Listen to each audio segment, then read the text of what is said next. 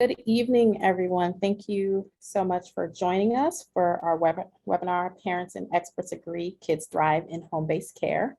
I am going to introduce Maria, who is doing our language interpretation for the evening. This webinar is available in English and Spanish, so I'm going to have Maria give instructions on how to access that. Thank you so much. Good afternoon, everybody. Let me introduce myself very quickly. I am Maria Lisa Fuller, part of the Community Language Co-op, a very committed group of individuals whose mission is to generate a pragmatic attitude towards diversity. We focus our efforts in creating spaces that are safe for all individuals while we rally for language justice.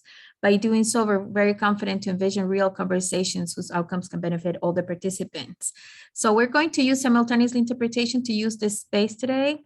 So when I finish saying this in Spanish, we're going to turn on interpretation, and you will see a globe icon right here in the bottom of your screen that says interpretation is a round icon. So just click on it and choose the channel that you feel more comfortable with, either English or Spanish. I do suggest for folks, even if you do not need interpretation, please do select the channel so you can hear all the presentation. Just a quick reminder to folks that are going to be presenting to just keep a comfortable rhythm while you speak to allow better interpretation. And as always, I want to thank the host for allowing this space to practice language justice. Buenas tardes con todos. Mi nombre es María Elisa Fuller. Soy parte del Community Language Co-op, un grupo muy comprometido de individuos cuya misión es generar una actitud pragmática hacia la diversidad. Centramos todos nuestros esfuerzos en crear espacios seguros para todas las personas mientras nos movilizamos a favor de la justicia lingüística. Al hacer esto, estamos muy conscientes de ver y ser testigos de conversaciones reales que beneficien a todos los participantes. El día de hoy vamos a utilizar la interpretación simultánea para crear este espacio. Cuando yo termine de decir esto en español, vamos a activar la interpretación y usted verá un icono de globo terráqueo justo en esta parte de aquí. Es uno redondo que dice interpretación. Puede dar un clic en ese icono y escoger su canal preferido, sea inglés o español. Lo que quería recordar a las personas que van a participar es que mantengan un ritmo cómodo mientras hablan para permitir una mejor interpretación. Como siempre, damos las gracias a los auspiciantes de este día de hoy por permitirnos el espacio para practicar la justicia lingüística. I am ready, folks, when you all are. Karen or Pamela, you can assign me as interpreter now.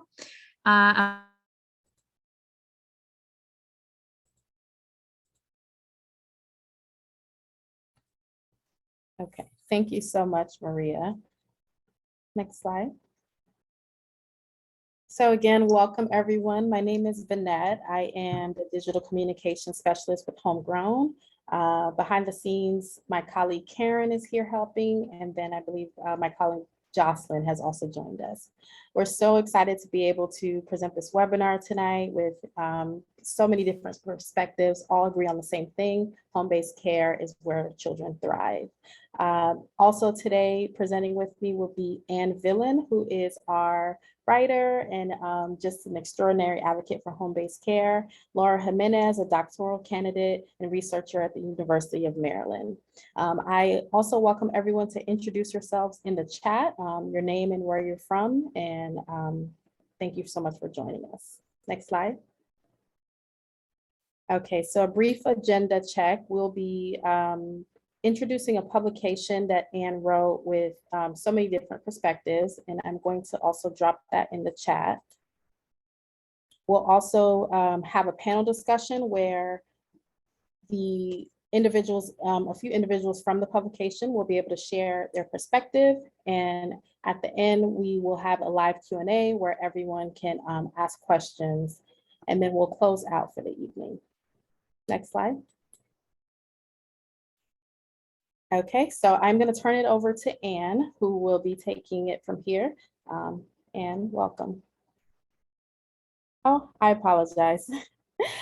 Before I turn it over to Anne, I want to share a little bit about Homegrown. Homegrown is a national collaborative of funders dedicated to improving the quality and access of home-based childcare. Also on this slide, we have our funders listed without whom we couldn't do the great work that we do. Next slide. Okay, now I'm going to turn it over to Anne to talk about the publication. All right. So I hope, first of all, that all of you will share the publication that is the sort of foundation of this call. I know that many of you on this call and many of your colleagues and friends are looking forward to a reset for school in the fall, or transitioning back to, folks are transitioning back to working in the office. And that raises all kinds of childcare questions for folks. So if you know someone who is in the middle of that childcare dilemma and trying to figure out what's going to work for them this year, please share this publication. We really want to encourage folks to learn from experts, from parents, and from providers how home-based care supports the developmental needs of children at all of their ages and stages. For infants and toddlers in particular, home-based care fulfills that triple treat of continuity, connection, and stimulation. It gives children just what they need in those early years. This picture is my son, Zach, serving up a big raspberry for his childcare provider, Patty. This is 22 years ago. Here he is today at 24. Still serving up a good sense of humor. But what you see in that photo is really what the researchers at Harvard call serve and return, an opportunity where children serve up an interaction and childcare provider or parent returns that interaction and makes children feel safe, secure, and paid attention to, which we know all kids need, right? Next slide. For 2-year-olds who are exploring their world a little more and testing those boundaries, home-based care really provides a home base. Childcare providers know their children really well. They create routines that allow young children to stretch those boundaries, but come back to that home base and not feel too much stress or fear in those settings. Small is good. Little people thrive in those small settings, and particularly in a multi-age setting where they can have interactions with both older children and with adults who really care about them. Next slide, Karen.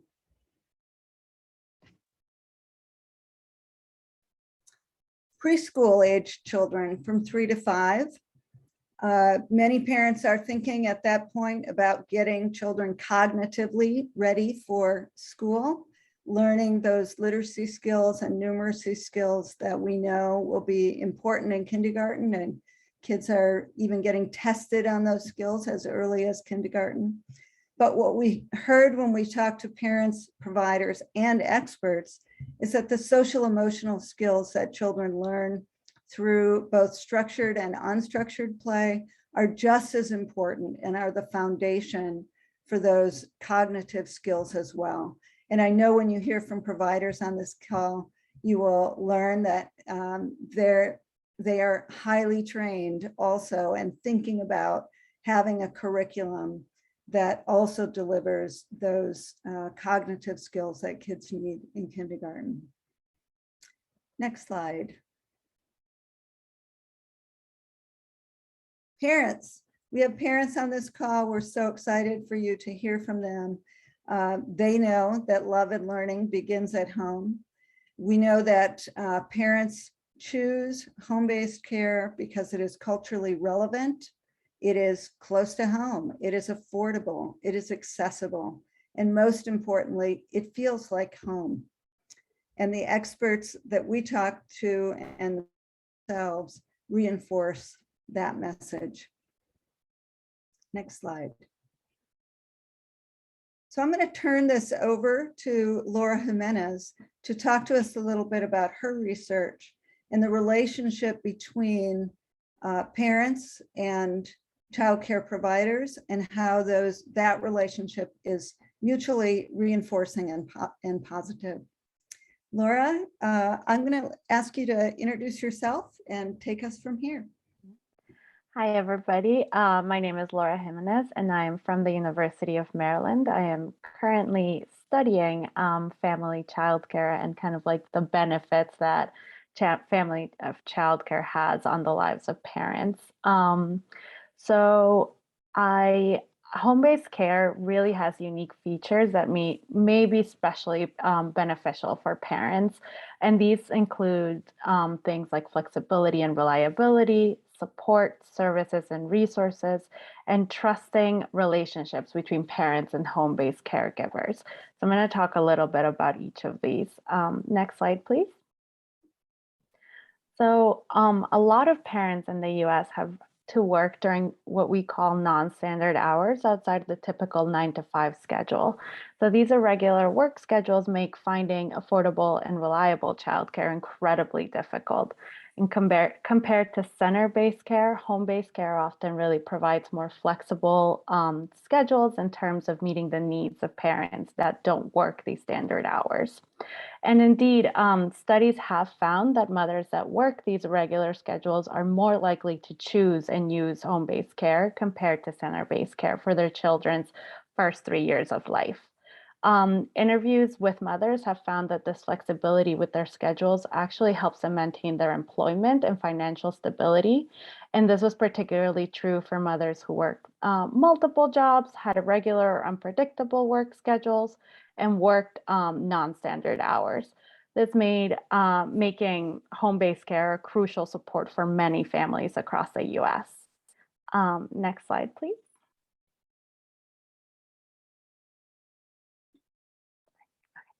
So research also suggests that childcare settings can be a source of social capital and support for many families. And these sources of support appear to really be amplified in home-based care settings compared to center-based care. So a lot of research with both center-based and home-based caregivers have revealed that home-based caregivers are in particularly important and significant in parents' lives, and they report going above and beyond typical caregiving practices, and such as helping parents navigate complex subsidy systems and pavements, allowing flexible drop-off and pickup times to adjust parents' varying work schedules, and helping with daily routines when parents don't have time for them. So home-based caregivers appear to really act as instrumental, informal sources of information for parents, providing not only care for their children, but often offering emotional, social, and personal support. And the recent qualitative study with caregivers highlighted the multiple roles they manage while running their home-based care setting, including taking on relational roles with families of children in their program. And again, offering this just support overall to parents. Next slide, please. So parents also note that their home-like environment and close relationship that children and families form with home-based caregivers are important factors for choosing this type of care. So many parents respond having a strong connection with their caregivers and other families in their childcare setting, and often describe spending time with other families outside of the home-based context and considering each other as friends. So it's this network of support that parents have. And so given these close relationships documented between home-based caregivers and their families that they have in their programs, providers often offer emotional and instrumental support, like I said before, that may significantly affect parents' psychological outcomes. So while the relation between parent-provider relationships and parental well-being has not been directly investigated in home-based care, research has found that early care and education programs that emphasize these family-centered practices and include strategies to strengthen the relationships between parents and providers really positively influence parental well-being. So programs that focus on building family-provider relationships have, like Head Start programs, have been found to significantly predict decreases in maternal depression and reduce parenting stress. nevertheless, we still, there is still substantial need to investigate and directly investigate the influences of parents' relationships with their home-based providers and how this influences their well-being. But hopefully I will have some information on that. That is what I'm looking at. Thank you, Laura. We are so happy that you are doing this research. Karen, if you want to move to the next slide. Thank you. We're so happy that you are doing this research. There are 7 million children in America who are attending home-based childcare programs and a couple million providers. So this is a huge sector of the childcare workforce and of working parents. And it's really holding up our economy in so many ways and raising the children of this generation. So it's so important that we begin to look at the research that can come from studying that particular group of folks. And we're really glad that you are kicking that off, Laura. Thank you so much. So we have a few panelists that we want to introduce here and hear from. They are Laura. You just heard from Laura. She's going to stay with us and answer some more questions for us. We have Benu Chhabra, the owner of Benu's Family Childcare in Concord, California. I believe that Benu has been taking care of kids for 22 years. So amazing. So glad to have you on this call. We have Pam Childress. Pam, I'm not sure how many years. Pam is here from Just for Kids in Aurora, Illinois. How many years, Pam? 26. 26 years. So, yes, you know, they really have raised an entire generation of kids, these two. And finally, Lisa Kemper, whose children are now teenagers, but who came up in Benu's program. And we're so happy to have you here with us as well. Thank Lisa. you. Thanks for being here. Absolutely. We're going to kick this off with a question for Benu. When I first talked to the children who attended Benu's program, and Lisa's daughter Brooke said to me, Benu always insisted that we be kind to each other and work together and just act like everyone was our friend, not just one favorite person. I love that quote, and I'd love to hear from you, Benu. Could you talk to us about how you support children's social and emotional development and what that looks like during the day in your program? What would you most want parents to see, those moments that are just you and the kids? What would you want parents to see? Good evening, everyone. First of all, I would like to say thank you. And Lisa, it's so nice to see you. Yes. I can't believe Brooke said that. I'm so proud of her. And I just want to say, you know, as we all know, 90% of the brain development happens between 0 to 5, right? And as a family childcare providers, like, for example, in my program, I get the kids when they're 6 weeks old. And I think Brooke, we got about at 5 weeks old. But then again, when Lisa was pregnant with Cole, you know, she already said when Cole was 2, Benu, don't give that spot, you know, away because Brooke's sister is going to take that spot. So I knew Brooke before even she was born. And I think it's those relationships and those connections and those meaningful things that we set up for the children every day. It's when that child walks into our home and the family, it's building that trust, making those connections. And I think in the beauty of the family childcare is like we get to see their each developmental stage, right? When the baby starts saying ma or crawling or walking or running, you know, and it's just the beauty, right? And I think it's amazing to see all that with the parents. So I think it's all these interactions, and they begin from, like I said, the pickup, drop off, and throughout the whole year. And the older kids learn the responsibility. Like Cole was able to feed the baby, right? When Landon came to in my program, and that baby becomes everybody's baby, right? It's a responsibility they are taking upon. And these kids are like 2 years old, right? And the younger ones are learning from the older ones, right? So they are, even when they start holding their pens, right? Oh, or markers or the crayons, whatever we're giving them, they are learning from each other. In my program, like I have seen older one showing the younger ones how to hold a brush when they are outside just painting the fence with the water or something.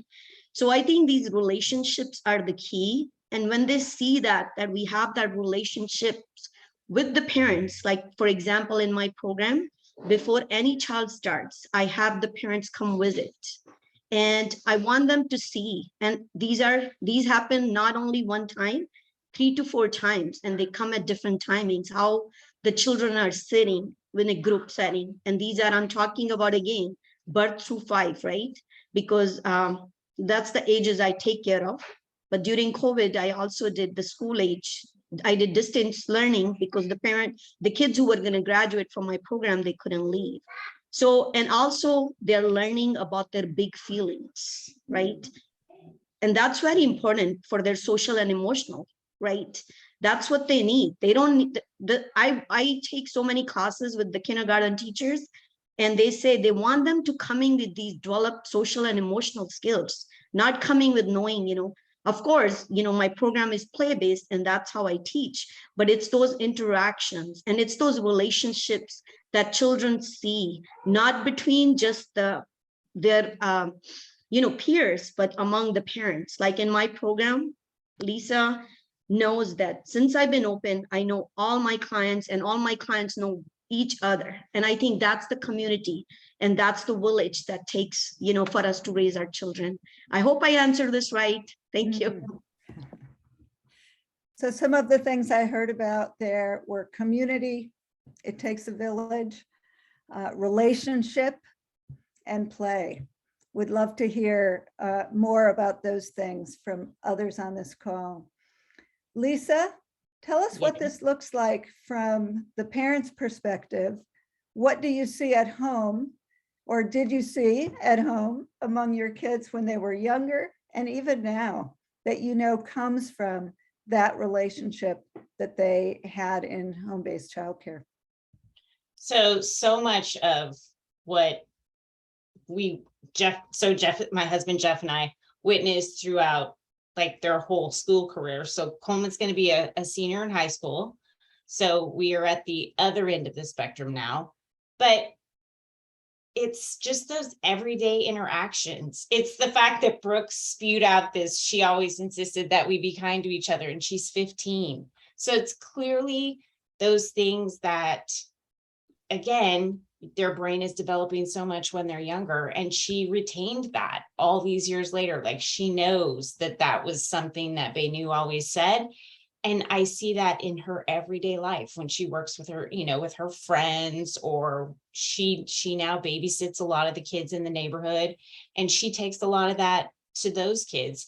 And it's really interesting to hear her talk with some of these moms about some of the stuff that she learned from Nunu, because that's what the kids always called her. And even their interactions with each other when they were younger, they're right about 2 years apart. So there's a lot of, just different brother-sister stuff.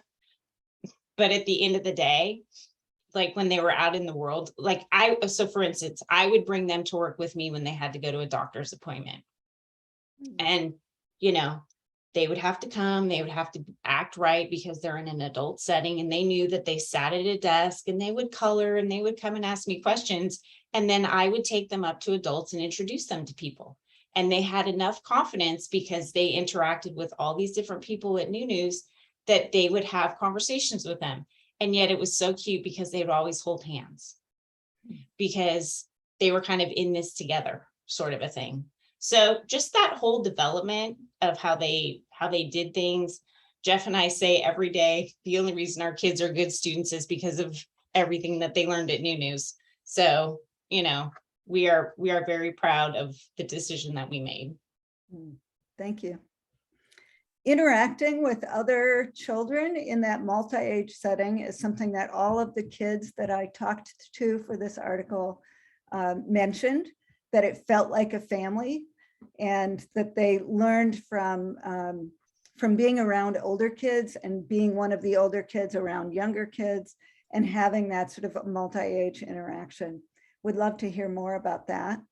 Pam, talk to us about those 3 to 5 year olds, those older kids who are being the role models for the younger kids in your program, and who also themselves are getting ready for school and for going, to the big kids school in the coming year.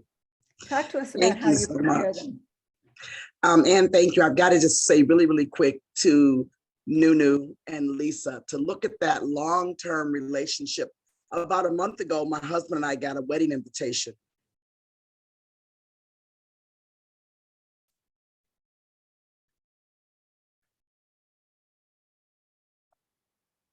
The save the date cards, and I looked at it, and she's getting married, and she invited us to her wedding. And that is long-term community of family. Lisa will never forget Nunu. Her children will never forget. When I opened that invitation and saw that they were actually my first set of twins, and one of the twins is getting married. And I opened the save the date. I looked at it. The tears they didn't fall out. I was trying to withhold them, and I texted her mom really fast, and I said, "Oh my goodness, Jordan is getting married." And the mother said to me, and don't cry, ladies, she said, because they're divorced now, the two parents. She said, well, she wanted you and I to give her away, but I told her it wouldn't be appropriate. I thought, oh my goodness, she would want me to give her away, because their children become our children. And there's no other relationship like that. I wouldn't do anything else after my 26 years. So now in my preparing my 3 to 5s, my program, like Benu's, we're birth to first is what we are. And we graduate the children and we send them off. But now in this post-pandemic world that we're living in, I am now teaching my children to work together again. Because you have to think, for the past 2 years, these children were 2 or 2.5 when the pandemic began. They don't even understand, like, we're now back in the circle. And to see them hold hands to get in the circle, they kind of lean back because they don't remember before the pandemic. When you ask your 3-year-olds and your 4-year-olds, they don't remember. I remember taking off my mask and one of the babies looking at my face and crying. She'd never seen my face. She only saw this. For the first 17 months of her life, she didn't see me. So now at this point, I'm teaching them that it's okay to work together. It's okay to sit next to your friend. It's okay we're holding hands in a circle. These children didn't touch each other for most of their life. They have today we made Ring Around the Rosie around the baby in the circle, and just to hold hands. You can see some of them are still apprehensive, like, is it okay? Am I okay? And I say, it's okay. We're all safe.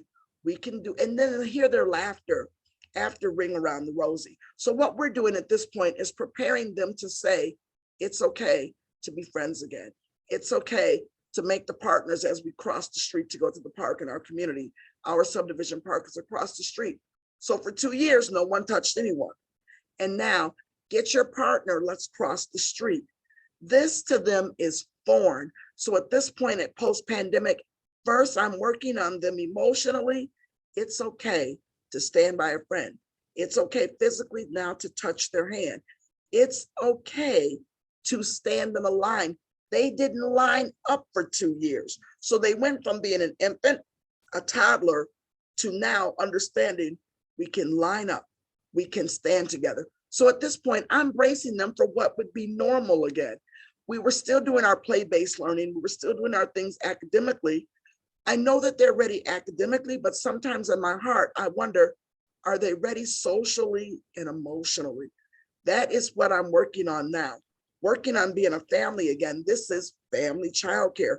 One of the moms just recently had a birthday party and none of the children showed up. She was heartbroken. And we kind of explained in our newsletter that everyone isn't quite comfortable yet. We're coming back into something that is normal again, but it's okay to be family again. So at this point, we're preparing them, hopefully that we will have success stories. We don't know that yet, but we'll know that in another 14 months.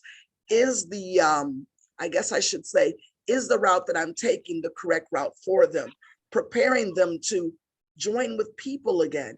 These children have just seen my mouth within the last 60 days of something that they don't remember what I looked like before. So now I'm preparing them for what's normal.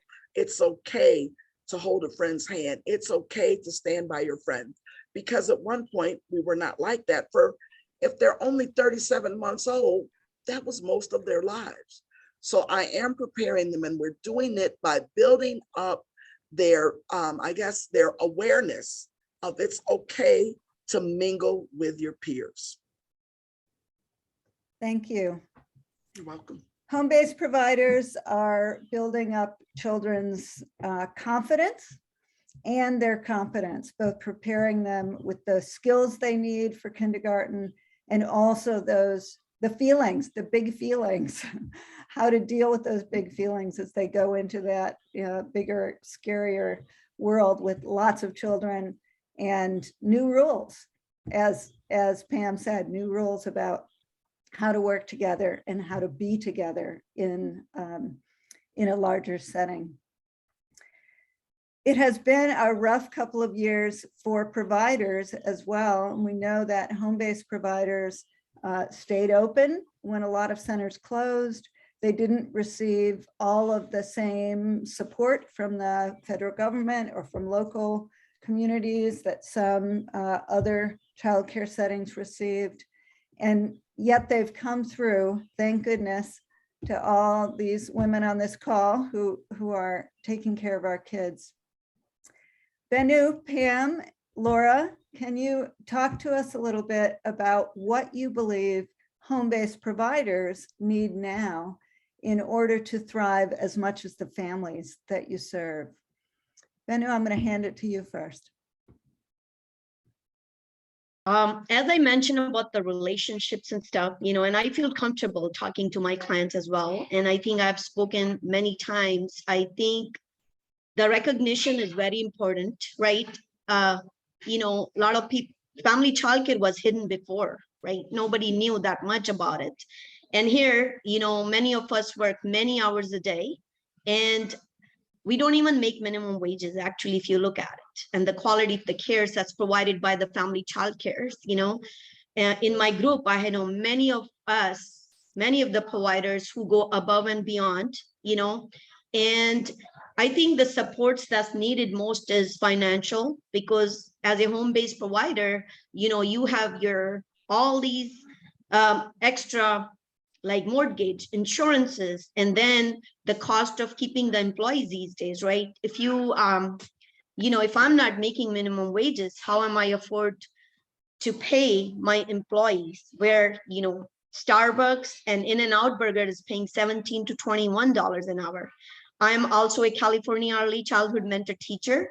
And what am I telling my, the students who come to my program to do their lab hours? Hey, I'm not making this much money, or, I think there's something has to be done. And then I'm also the president for our local association here.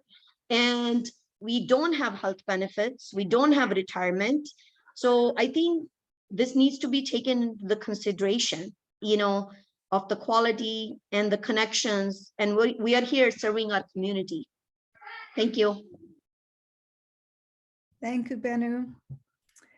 Laura, what do you hear from the providers that you have been interviewing about what they need most?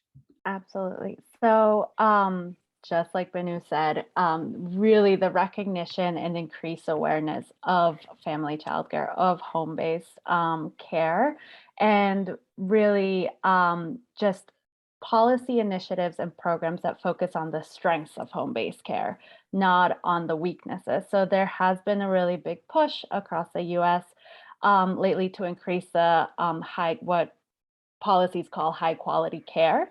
And the way that they measure, or most states measure quality of care, is with measures that were made for centers and don't look at the strengths of what home-based care is. So when they get compared, they sometimes, on average, they home-based, or like the quality of care looks lower.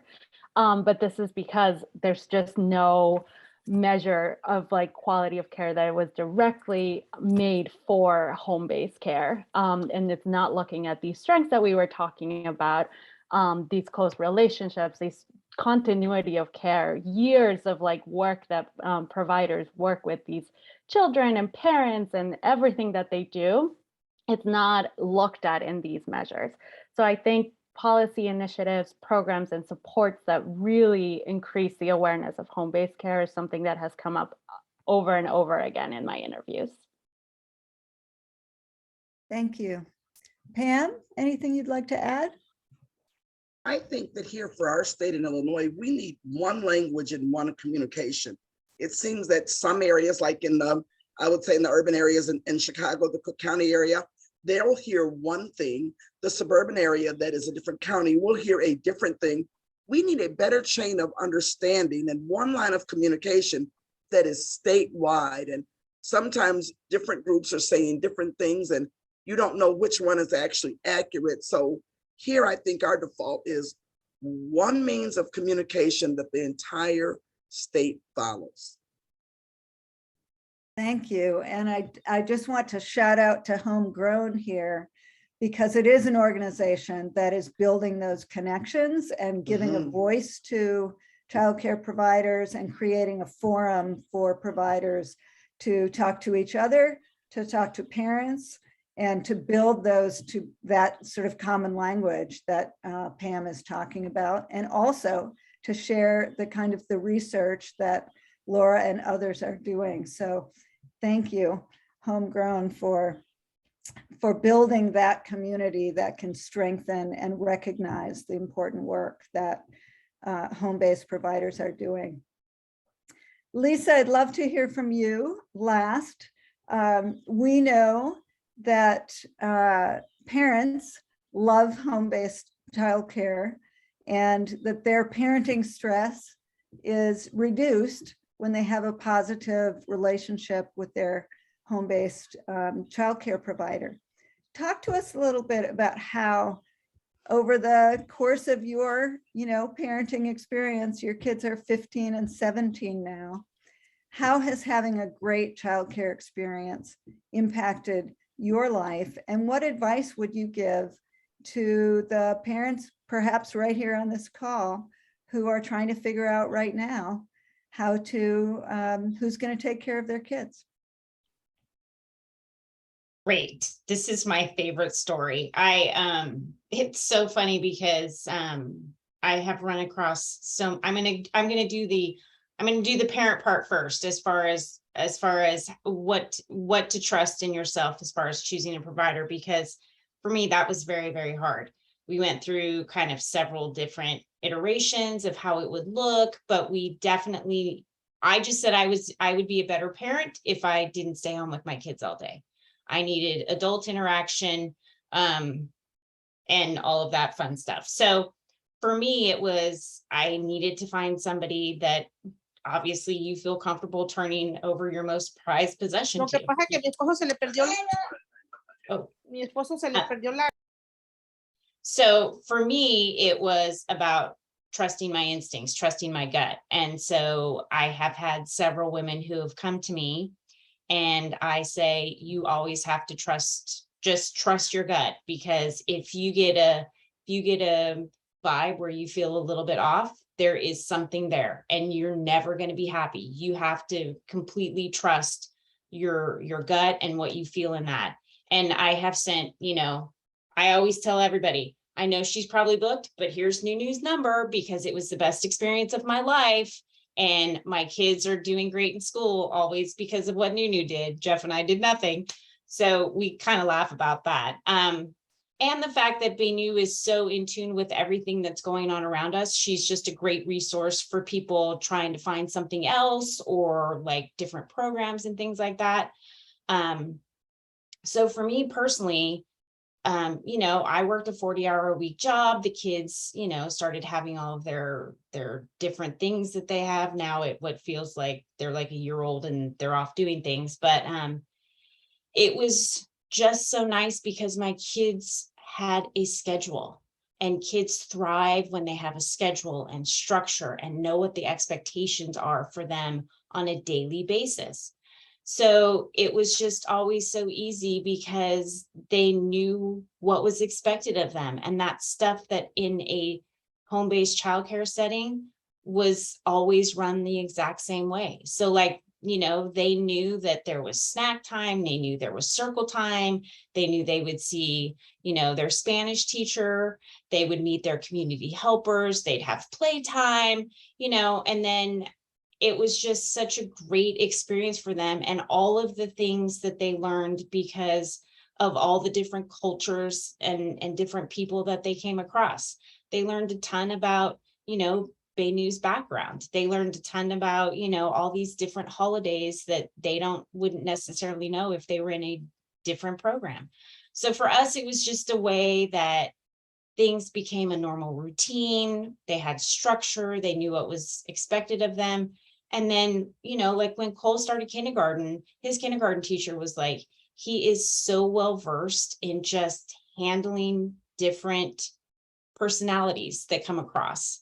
And she said, that's clearly happening at your daycare. So she said, go pat your daycare, you know, your child care provider on the back, because she prepared him for school. Thank you. Again, we hear that theme of community. It really does take a village, and that positive relationship between parents, providers, and children is the foundation that really allows children to thrive through preschool and right on up into their teenage years and beyond. We want to open this up now to all the other folks on this call, and I see some other familiar faces here that I've interviewed. Carmela, Jocelyn, I think, is on this call. So I want to encourage everyone to read the full publication and hear more from the wise women whose faces are on the screen here, and from some of the children who've attended these programs. But now we'd like to open it up to anyone on the call to participate in this conversation, ask questions of the folks on the panel, or offer your own comments and sage advice. I'm going to turn it over to Vanette to facilitate the Q&A. Take it away, Vanette. Thank you, Anne, and thank you and all the panelists for such a amazing, feel-good conversation. So I invite everyone to share any questions, or if you have any comments that you'd like to share, please let us know. We would love to invite you to participate in the conversation.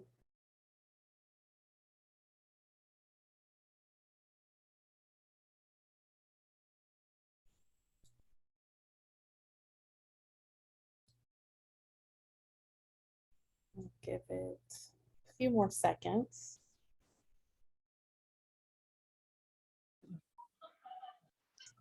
Hola, buenas tardes. Hello, good afternoon. My name is Carmela Enriquez, and I'm provider of childcare in Colorado. And what I wanted to share with you is that I am so happy that there are so many organizations that are taking in consideration of the work that we do at home, because before, I don't know, it was many years ago when I started doing this 17 years ago. And it was, I think they were paying $10 a day. And I don't have my license, and the people, you take care of kids in the home, so maybe just 10 days. So how much work could that be? But I think that is the most important job that a person can have, because the kids are the future of our society.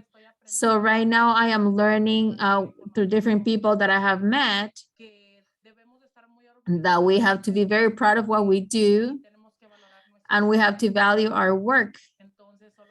So I just wanted to thank you, all of you, that you make these events and panels, because we learn how to value ourselves even more. So I'm so glad to meet you all. Thank you so much. Thank you so much for sharing, Carmela. Thank you.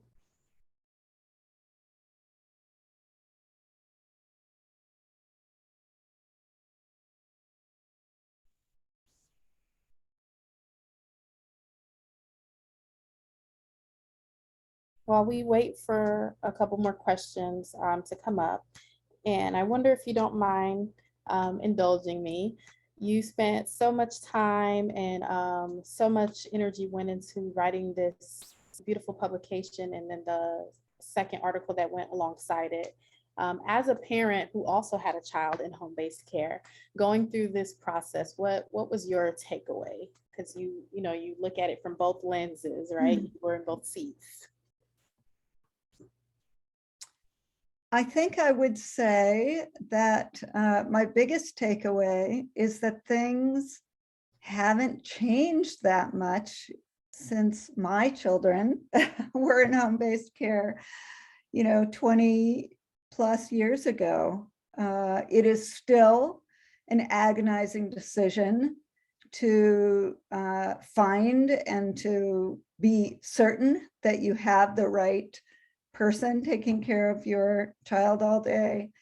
It is still the case that just the general public, and therefore the new mom, are more familiar with center-based care. That's sort of what's more visible in the world. And so that decision to choose home-based care can be difficult at first. You want to be sure that your child is safe, that they're learning, that they're loved and cared for, and that it also is serving your needs as a working parent. I'm not sure that has changed in 20 years.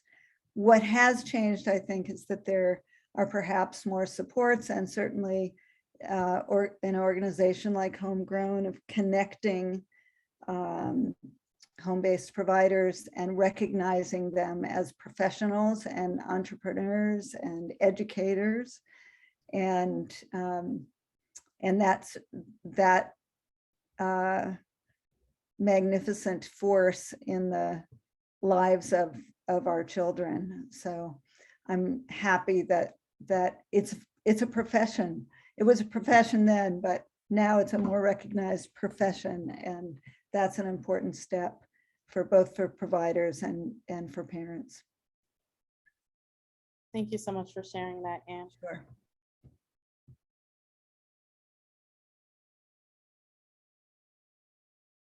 Any other final thoughts or questions from the audience?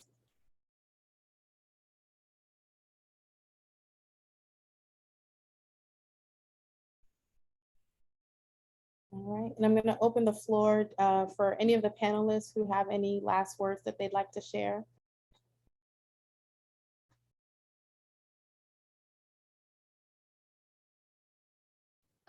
I have one real fast for this evening. Something I thought was really interesting, and something that you can ponder and think on your own business, thinking about when Camilla just said, you have to value yourself in everything that you do. I don't care if it's family, childcare, or you're building a rocket to the moon. Value your input to what you're doing and make sure that you do your best. I interviewed with a client last Sunday who wants a teacher in our school district that wants to start in the fall, and she knows several teachers that I work for now. And so my interview process is a little different. I interview with them alone, and then I ask for them to come back when the children are here to see how everything works, and so they can see the children and kind of get a feel. And she's bringing in an infant that will probably be here from birth to first, like our full program. But it was really funny when she confirmed that she would like to hire me. She called and she said, I wanted to let you know I would love for our son David to begin, I think, like August 1st or 2nd. And I replied, well, we'd love to have him. Thank you so much for choosing Just for Kids. And I said, well, can you let us know, why did you choose our program? And she said, I couldn't find anyone to say anything bad about you. So I thought to myself, so you you got all the recommendations, but you pursued your own to find someone to say the opposite, which made me think about what Lisa said, go with your gut. When something doesn't feel right, she was looking for someone to say the opposite and she couldn't. And she said, I couldn't find anyone to say anything, from my principal to the social worker to the other teachers and all the other people that you've cared for. They all gave me the same advice. This will be the best choice you ever make. So I just like to say, whatever you do, put your best foot forward and know your worth. I just want to follow up with what Pam said. Absolutely. I just want to thank the home-based providers in this call and everybody from the interviews that I've conducted. I've been kind of in the home-based space for a little bit, for a couple of years now, but I'm always in awe about everything that home-based providers have to do. Just their list goes on. And I know that even after work, like right now, I mean, it's 6 o'clock Eastern time or 7 o'clock Eastern time. After a full day of work, you're here learning more and listening to others talk about home base. So definitely it's incredibly valuable what you do. And it's just, there's so much that you do that definitely, I hope that will raise awareness on it. Thank you. I just have one more ad. Kind of piling on Pam's know your worth is take care of yourself. Because, so let's see. So, okay, Coleman's 17, he started when he was 6 weeks. Benu had never taken a vacation. She never took time off. And I told her, I said, look, we all take vacation. You need that break just as much as the rest of us do. So know that you have to build in your care time for yourself so that you can take care of everybody else's kids. So just treat yourself as if you are an employee as well, and you deserve that break from everybody, because children are a lot at that age. So you deserve that break so that you can kind of keep going and give your best, you know, day in and day out as well. I would like to add, I think it was in 2005, Lisa made me realize that I needed to take a vacation, which my mom lived in India and my sister I haven't seen for a while. So that was 5 years. I opened in 2000 in my own, and I worked at the centers before. So I've been in the field over 30 years.